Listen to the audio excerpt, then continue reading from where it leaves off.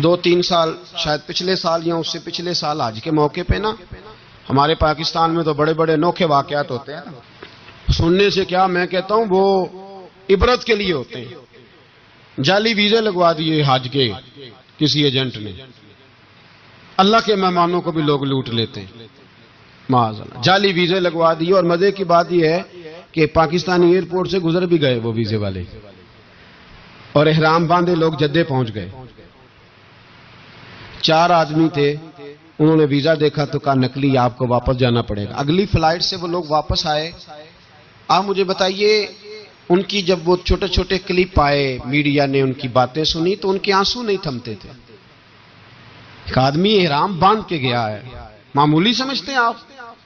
میرے جیسا غریب آدمی کبھی اس نے ارادہ کیا اور مدینے جانے کا لیٹ ہو جائے تو کلیجہ پھٹنے کو آتا ہے، کچھ مجبوریاں پیروں میں آ جائے، نہ جا سکے تو پتہ نہیں کتنی توبہ کرنے کو دل کرتا ہے کہ کہیں غلطی تو نہیں ہو گئی، کوئی ایسی بات تو نہیں نکل گئی۔ یقین کریں طبیعت پریشان ہو جاتی، یار کوئی ایسا کام تو نہیں ہو گیا جس کی وجہ سے یہ بات ہوئی۔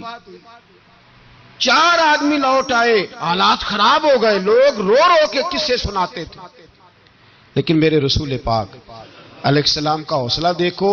حضور کعبے کا بھی کعبہ، حضور مالک، حرم کے مالک مطلق، جن کے صدقے اللہ نے کعبہ کو بیت اللہ بنایا۔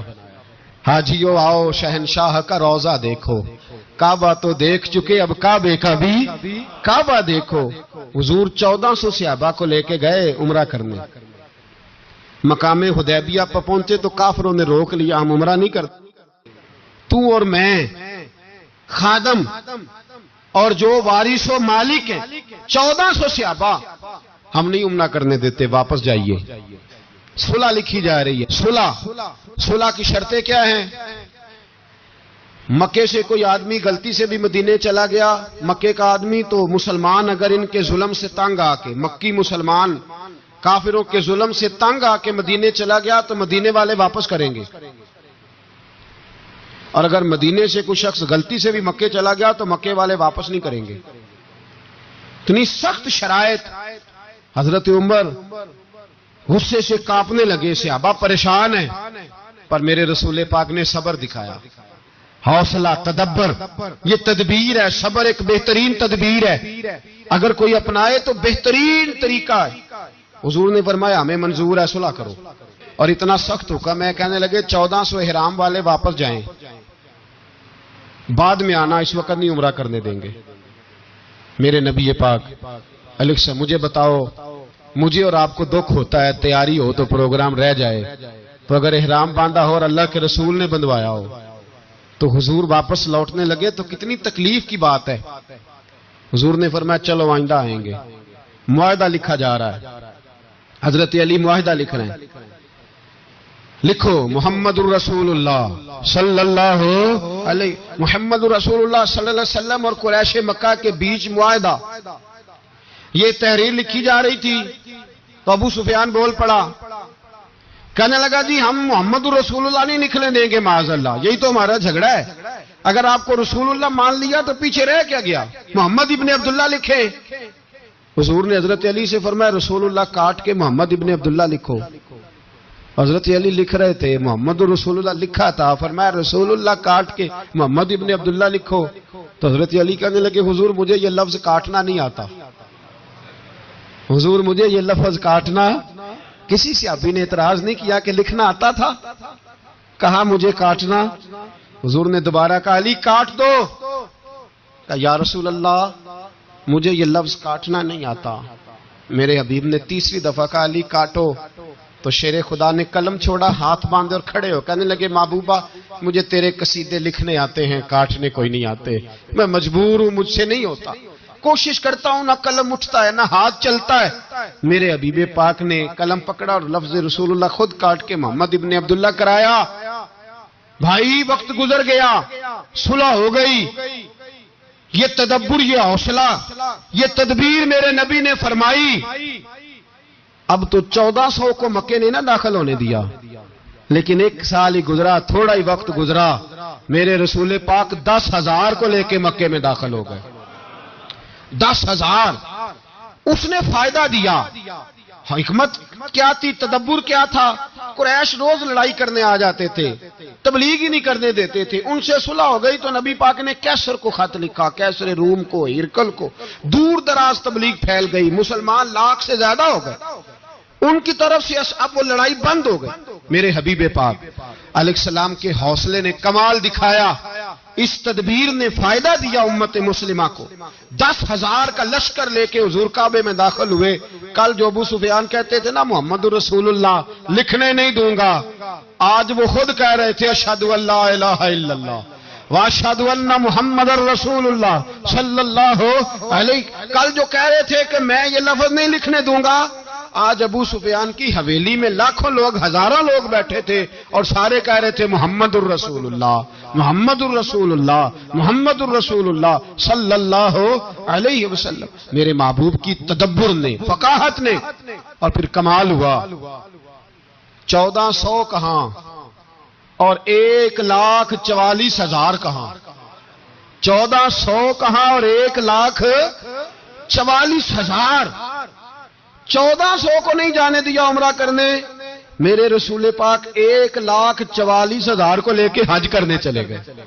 حضور نے حج کیا، ہر طرف لبیک لبیک کی صدائیں بلند ہوئی. یہ میرے نبی پاک کا تدبر ہے، حوصلہ ہے. میرے رسول پاک صلی اللہ تعالی علیہ وسلم کو اللہ نے سمندروں سے بڑا حوصلہ عطا فرمایا تھا. سمندروں سے بڑا، سمندروں سے بڑا مشکل ہوتا ہے بیٹی کے قاتل سے صلح کرنا. بڑا مشکل ہوتا ہے، بڑا مشکل ہوتا ہے کانٹے بچھانے والوں کے رستوں میں پھول بچھانا. اور بھائی یہ بڑا ہی مشکل ہے، بڑا بڑا. جنہوں نے پتھر برسائے ہوں، مکے سے نکالا ہو، ان کے گلے میں پھولوں کے ہار ڈالنا. پر سلام اس پر کہ جس نے دشمنوں کو بھی قبائیں دیں، سلام اس پر کہ جس نے گالیاں سن کر دعائیں دی. تو حضور نے حلم کا مظاہرہ کیا، تدبر، صبر ایک تدبیر ہے. یہ آپ کو سیاںا کر دے. جو اللہ نے آپ کو دیا اس پہ راضی رہے، صبر کرے، اور اپنے ارد گرد لوگوں کو دیکھ کے پریشان نہ ہو. نبی پاک علیہ الصلوۃ والسلام نے اپنی امت کو صبر سکھایا، اور ساتھ یہ بھی حکم فرمایا کہ مصیبتیں اور مشکلیں بڑے لوگوں پہ آتی ہیں، چھوٹوں پہ مشکلات، جو دل کے چھوٹے ہوں، ذہن کے چھوٹے ہوں، ان پر اللہ مشکل نہیں ڈالتا. ایک صحابی نے کہا یا رسول اللہ صلی اللہ علیہ وسلم سب سے زیادہ مشکلات کن پہ آتی ہیں؟ تو حضور نے فرمایا نبیوں پہ. کن پہ یا رسول اللہ؟ اس کے بعد تو حضور نے فرمایا پھر نیک لوگوں پہ، علماء پہ، صلحاء پہ، صوفیاء پہ، اتقیاء پہ. ان لوگوں پہ بڑی مشکلات ہوتی، یہ کٹھن راہوں سے گزرتے. بھائی تیار کریں ذہنی طور پہ اپنے آپ مشکلات کے لیے، آزمائشوں کے لیے، تکلیفوں کے لیے تیار کریں. جب آپ تیار رہیں گے پھر آنے والی مشکل آسانی سے گزر جائے گی. اور جب کہیں گے پتہ نہیں کیا ہوگا، حوصلہ چھوڑ جائیں گے، پھر معاملہ خراب ہوگا. اور حضور نے فرمایا جب بھی تم پہ کوئی مصیبت آئے، الذین اذا اصابتہم مصیبہ قالوا انا للہ وانا الیہ راجعون. جب بھی کوئی مصیبت آئے پڑھا کرو انا للہ وانا. صرف فوتگی کے وقت نہیں، صرف فوتگی کے وقت نہیں، جب بھی کوئی مصیبت آئے کیا پڑھنا ہے؟ انا للہ وانا. حضرت ام سلمہ رضی اللہ تعالیٰ عنہ فرماتی ہیں میرے شوہر حضرت ابو سلمہ رضی اللہ تعالیٰ عنہ بڑے شفیق، بڑے مہربان، بڑی اچھی طبیعت والے، بڑا پیار کرنے والے، خیال رکھنے والے. فرماتے میں سمجھتی تھی مدینے کی سب سے سکھی عورت میں ہوں. ان کا طریقہ یہ تھا کہ مسجد سے جب واپس آتے نا تو جو نبی کریم صلی اللہ علیہ وسلم سے سن کے آتے آ کے مجھے بھی سناتے، جو سن کے آتے آ کے مجھے بھی. اچھا ترقی مل جائے اگر تو گھر جا کے ہم بتاتے ہیں کہ نہیں جی؟ ہاں ایک بات کئی دفعہ نہیں بتاتے، اگر تنخواہ بڑھ جائے تو اس میں کئی دفعہ کوتاہی کرتے ہیں. وہ نہیں بتاتے گھر اس لیے کہ ہمیں پتہ ہے اگر ہم نے تنخواہ بڑھانے کا بتایا تو ادھر سے خرچہ بھی بڑھ جائے گا، لہذا یہ کبھی کبھی ہم کوتاہی کرتے ہیں. لیکن بہرحال اپنی ترقی ضرور بتا دیتے ہیں کہ میری ترقی ہو گئی ہے، یہ اتنا ضرور ہم بتا دیتے. اچھا یہ ساری باتیں اگر ہم بتاتے ہیں اور پھر اور بھی کئی قصے گھر جا کے سناتے ہیں، آج دفتر میں یہ شغل ہو گیا، یہ بات ہو گئی، سناتے ہیں بات، اور یہ بری بات بھی نہیں ہے، گھر والوں کے ساتھ جا کے خوش طبی کرنا اور گھر کے اندر کا ماحول خوشگوار رکھنا، یہ حضور علیہ السلام کی سنت ہے۔ لیکن یہ جو ہم حدیث سنتے ہیں، فرمان سنتے ہیں، قرآن و سنت کی بات سنتے ہیں، یہ بھی ہمیں گھر جا کے سنانی چاہیے۔ صحابہ جو سن کے آتے تھے گھر جا کے یہ کام بھی کرنا چاہیے، یہ بھی صحابہ کی سنت۔ نبی پاک صلی اللہ تعالی علیہ وسلم کے صحابی حضرت ابو سلمہ رضی اللہ تعالیٰ عنہ کی عادت ہے، گھر جاتے اور جو حضور سے سنا گھر جا کے سناتے، آج آئے تو حضرت ام سلمہ رضی اللہ تعالیٰ عنہ فرماتی ہیں، آگے کہنے لگے آج میں نے بڑی پیاری حدیث حضور سے سنی ہے، تو بھی یاد کر لے۔ کہا وہ کون سی؟ کہا اللہ کے رسول صلی اللہ علیہ وسلم نے فرمایا جس پر کوئی مصیبت آئے اور وہ کہے انا للہ وَإِنَّا إِلَيْهِ راجعون، اور پھر یہ دعا مانگے کہ یا اللہ یہ جو تو نے مجھ سے چیز لی ہے مجھے اس کا بہتر نعم البدل عطا فرما، انا للہ پڑھے اور کہے یا اللہ جو دیا ہے اس کا بہتر نعم البدل دے۔ حضور فرماتے ہیں اللہ جو چیز لی ہوگی اس سے بہتر چیز اسے عطا فرما دے گا۔ یہ حدیث گھر جا کے سنائی۔ حضرت ام سلمہ کہتی ہیں میرا چراغ بھی بجھ جاتا تو میں پڑھ دیتی انا للہ وَإِنَّا إِلَيْهِ راجعون۔ میں نے وظیفہ پکا لیا، میں اس پہ مکمل طور پر استقامت کے ساتھ عمل کرنے لگی۔ فرماتی ہے مجھ پر ایسی مصیبت آئی جو میرے لیے بڑی مشکل ہو گئی، میرے شوہر حضرت ابو سلمہ انتقال کر گئے۔ فرماتی ہیں میں نے پڑھا انا للہ وَإِنَّا إِلَيْهِ راجعون، میں نے کہا یا اللہ مجھے بہتر نعم البدل عطا فرما۔ فرماتی ہیں پڑھ تو لیا، حضور کے فرمان پر یقین بھی تھا، لیکن دل میں خیال تھا کہ ابو سلمہ سے اچھا شوہر تو مجھے مل ہی نہیں سکتا، اس سے زیادہ دھیما تو مجھے مل ہی نہیں سکتا۔ اور فرماتی ہیں پھر میں سوچتی تھی اب میری عمر بھی جوانی کے نہیں، بڑھاپا آ گیا ہے، رنگ بھی گورا نہیں، بچے بھی میرے پاس ہیں، کیسے بہتر نعم البدل ملے گا؟ اور دوسری جانب حضور کی حدیث ہے کہ اگر تم مصیبت کے وقت پڑھو گے انا للہ وَإِنَّا إِلَيْهِ راجعون، مصطفیٰ کا فرمان بھی بدل نہیں سکتا، جو دن کو کہہ دیا دن ہے تو دن نکل آیا، جو شب کو کہہ دیا شب ہے تو رات ہو کے رہی۔ خدا نے ان کی زباں کو وہ اختیار دیا جو نکلی منہ سے ان کے وہ بات ہو کے رہی۔ یہ تو ہو نہیں سکتا کہ حضور فرمائے اور ایسا ہو نہ۔ فرماتی ہیں پڑھ بھی لیا، عدت کے دن مشکل سے گزارے، عدت ختم ہوئی، میرے دل میں حدیث بھی ہے کہ حضور نے فرمایا اللہ بہتر نعم البدل دے گا، اور دوسری جانب یہ بھی ہے کہ ابو سلمہ سے اچھا شوہر نہیں مل سکتا۔ فرماتے ہیں لوگوں حضور کے فرمان پر قربان جاؤں اور مصطفیٰ کریم کی حدیثوں کے نثار جاؤں۔ مجھے تو اس وقت پتا چلا جب اللہ کے رسول نے پیغام بھیجا کہ میں تیرے ساتھ نکاح کرنا چاہتا ہوں، جب اللہ کے رسول نے پیغام بھیج دیا کہ میں نکاح کرنا چاہتا ہوں۔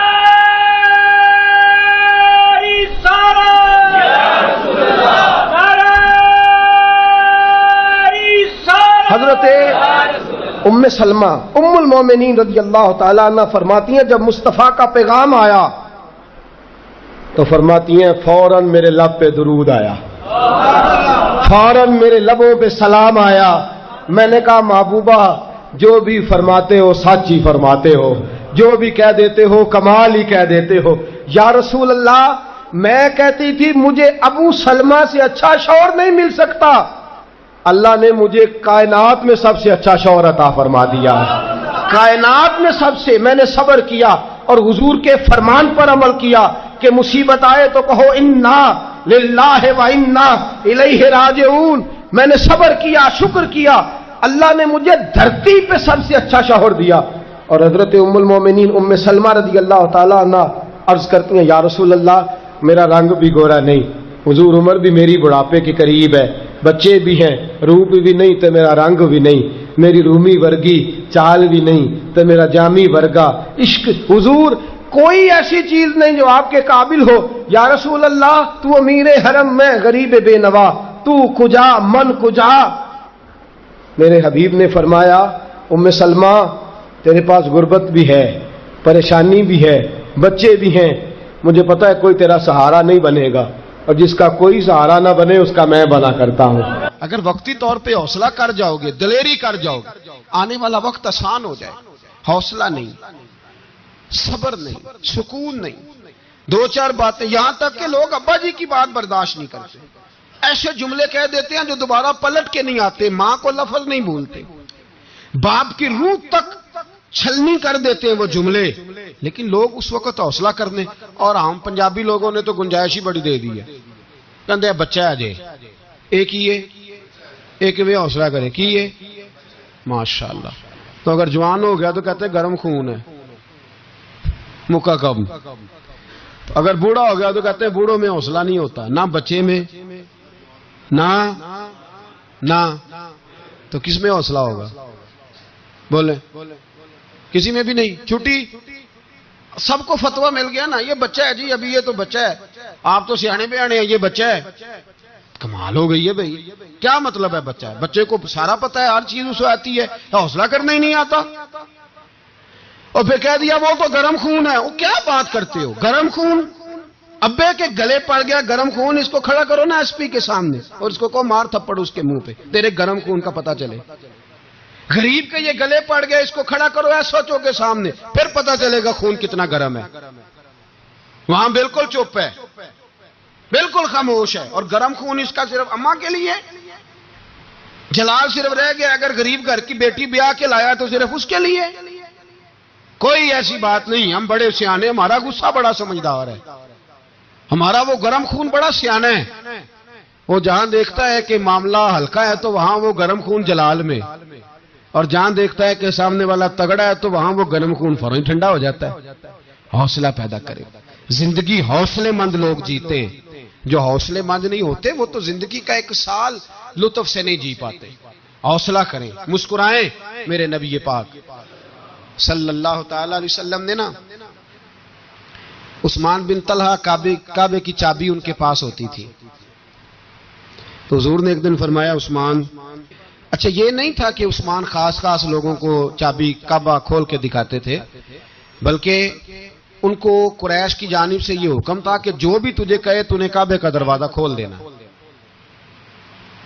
نبی پاک علیہ الصلوۃ والسلام نے نا ہجرت سے 2-4 دن پہلے کہا کہ عثمان ذرا چابی دو، میں نے کعبہ اندر سے دیکھنا ہے۔ بڑے ٹھنڈے دل سے ذرا سننا، ادھر دیکھو میری طرف، ادھر دیکھیے گا ذرا میرے بھائی۔ میں نے ایک بندے سے کہا یار پانی کی بوتل دینا دکاندار سے، ایک ہے اس نے کہہ دیا نہیں میرے پاس، اس بات کا کوئی غصہ؟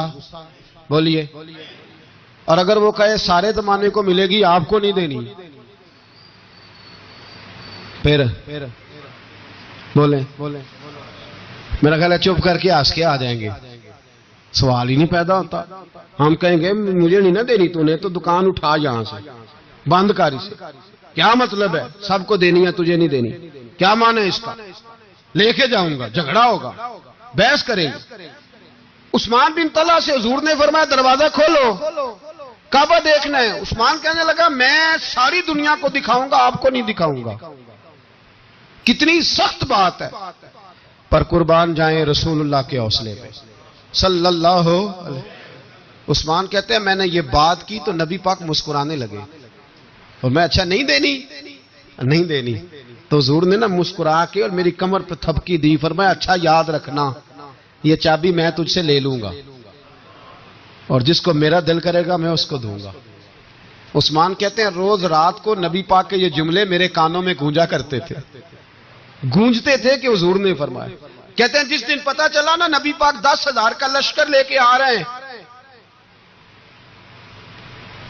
تو ابو سفیان میٹنگیں کر رہے تھے، مکے کے سارے سردار تیاری کر رہے تھے، اور میرے کانوں میں ایک ہی لفظ تھا کہ حضور نے فرمایا میں چابی لے لوں گا، پھر جس کو میں چاہوں گا اسے دوں گا۔ عثمان کہتے ہیں حد ہو گئی، وقت گزر گیا، حضور آ گئے، طواف فرمایا، اور طواف کے بعد میرے نبی پاک علیہ السلام نے فرمایا بلاؤ نا ذرا عثمان کو۔ عثمان کہتے ہیں میں چابی لے کے آیا تو دوسرا جملہ کوئی نہیں۔ ساڈے نا کوئی بندہ مشورہ دے وہی نہ منیے، تے جے کام مونج ہو جائے نا جو نے مشورہ دیتا سی تے وہ نال ہی غوث پاک بن جاندا ہے۔ تینوں آکھیا سی نا فوراً ہی داتا علی اجمیری ہو جاندا ہے۔ وہ کہندے تینوں پتہ نہیں میں کڈا ولی اللہ، تینوں میں آکھیا سی میں انج نہ کر، اور بندہ پریشان ہوتا ہے کام الٹ ہو گیا، اور لاگوں آکھی جاندا ویکھو جی میں تے تانوں پہلوں ہی آکھیا سی، جی عجیب بات ہے، شیخ چلی کی طرح پیچھے پڑ جائے گا. میں نے تو پہلے ہی کہا تھا او بس کر یار، اب تو خواجہ معین الدین اجمیری ہو گیا، بس کر. مشورہ ہی ہوتا ہے، کسی کا مل جاتا ہے اور کسی کا نہیں لیا جاتا. فوری طور پہ بندہ اٹھ کے نہ تو ولایت کی چوتھی سیڑھی پہ چڑھ جائے گا، کہے گا میں تو ابدال وقت ہوں، میں کتب دورہ ہوں، میں نے تجھے کہا نہیں. تو اب بس کر یار. کئی دفعہ مشورے صحیح ہوتے ہیں، کئی دفعہ صحیح. بولیے. نبی پاک صلی اللہ علیہ وسلم کی احد کے دن خواہش یہ تھی کہ اندر رہ کے لڑنا ہے. جوان صحابہ نے کہا باہر جا کے لڑائی کرنی ہے. حضور نے باہر جا کے جنگ کی، بظاہر مسلمانوں کو شکست ہوئی. حضور نے ایک دفعہ نہیں کہا کہ میں نے تمہیں کہا نہیں تھا اندر رہنا ہے، بس ہو گیا جو ہو گیا. اب اس میں فٹافٹ اگلے کو حوصلہ دو، کوئی حرج نہیں یار. نبی پاک سب بولیے صلی اللہ علیہ وسلم، میرے حبیب پاک علیہ الصلوۃ والسلام نے نا کہا عثمان کو بلاؤ. عثمان آئے تو عثمان کہتے میں نے چابی دی تو میں تیار تھا، میں تیار تھا کہ اب میری بات ہوگی اور رسوائی ہوگی. لیکن کہتے ہیں قربان جائیں مصطفیٰ نے تو یہ جملہ بھی نہیں کہا کہ میں نے تجھے کہا نہیں تھا، یہ بھی نہیں کہا. حضور نے چابی لی، کعبے کے بت صاف کیے، نماز پڑھی، واپس آئے. فرمایا عثمان میرا وعدہ تھا تیرے ساتھ کہ جس کو میں چاہوں گا چابی دوں گا، یہ لو چابی میں تجھے ہی دینا چاہتا ہوں.